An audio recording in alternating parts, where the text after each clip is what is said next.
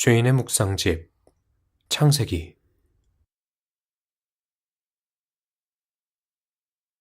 여는 글.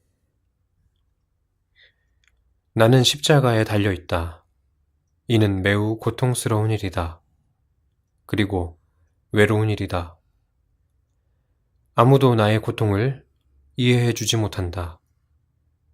오히려 손가락질을 하며 침을 뱉고 욕을 할 따름이다. 더 나아가 그들은 내가 믿는 하나님은 어디 있느냐고 조롱한다. 그 전능하신 하나님이 그토록 열심히 하나님을 섬긴다던 자가 십자가에 달려 있는데 왜 가만히 계시냐고 따져 묻는다.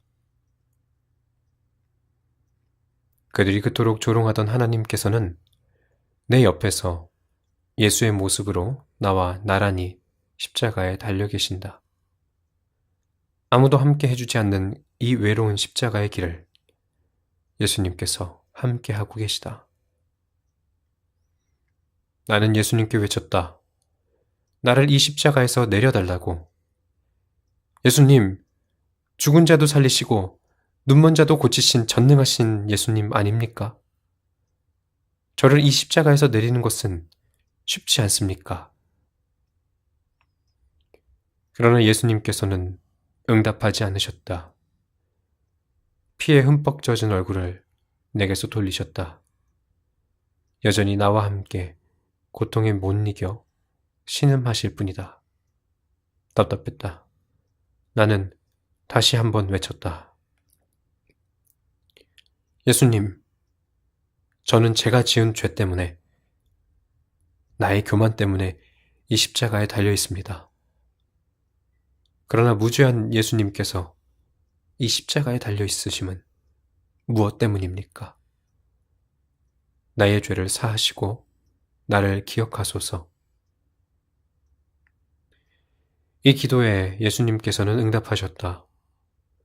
오늘 내가 예수님과 함께 낙원에 있으리라고 응답하셨다. 십자가로부터 자유케 되는 길은 살아서 내려오는 것이 아닌 죽어서 낙원에 가는 것이었다. 누가복음 23장 39절부터 43절까지의 말씀에 등장한 두 행악자의 마지막은 십자가 밑에서 보기에는 같았지만 십자가 위에서 보기에는 완전히 달랐다.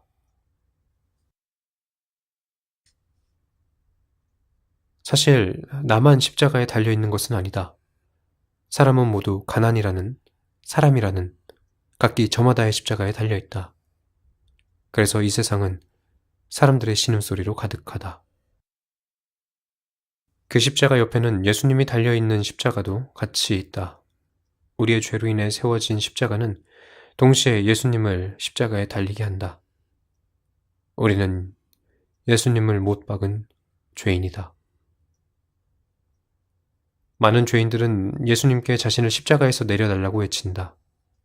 부자가 되게 해달라고, 좋은 직장을 갖게 해달라고 호소한다. 모두 자신의 십자가를 극복하기 원한다. 예수님께서 그 기도에 응답하시지 않자 십자가에 달린 죄인들은 예수님을 향하여 원망의 말을 쏟는다. 과연 계시긴 하냐며 의심을 한다. 예수님과 죄인의 거리는 더욱 멀어진다. 세상에서는 예수 믿는 자들을 조롱한다. 전능하신 하나님을 믿는다면서, 그의 아들은 부활했다면서 왜 너희들은 예수 믿는데도 삶이 이렇게 궁핍하냐고 손가락질한다. 예수님께서 첫 번째 행악자의 기도에 응답하지 않으셨던 것은 그가 자신의 십자가를 부정하기 때문이다. 그는 자신의 죄를 회개하지 않았고 부끄러운 마음으로 예수님 앞에 서지 않았다. 두 번째 행악자는 그와 달리 자신의 십자가를 겸허하게 받아들였다. 자신의 죄를 고백하고 또 회개하였다.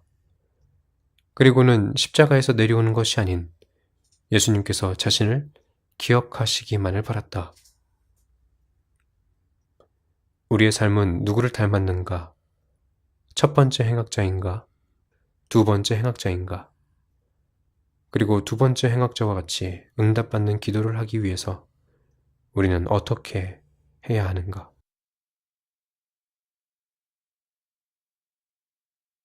나는 죄인이다. 그리고 두 번째 행악자처럼 응답받는 기도를 하기 위해 성경 말씀을 묵상했다. 십자가에서 내려달라는 기도 말고 낙원에 이르게 되는 기도를 하고 싶었다. 간절한 마음으로 성경을 읽었다. 성경을 읽지 않으면 첫 번째 행악자처럼 십자가 위에서 죽어가는 마지막 순간까지도 구원을 얻지 못할 것만 같았다. 불안함과 위기감이 나를 이끌었다. 그러나 성경을 읽다 보니 간절함이 즐거움으로 변했다. 하나님께서 나를 사랑하심을 느꼈고 그러자 성경의 모든 구절이 즐거움이었다. 성경 읽기는 나의 삶을 바꿔놓았다.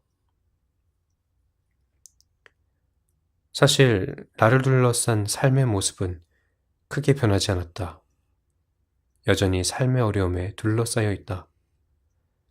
달라진 것이라고는 하나님께서 나와 동행하신다는 것을 매 순간 느낀다는 것뿐이다. 이 기쁨 앞에서 가만히 있을 수가 없었다.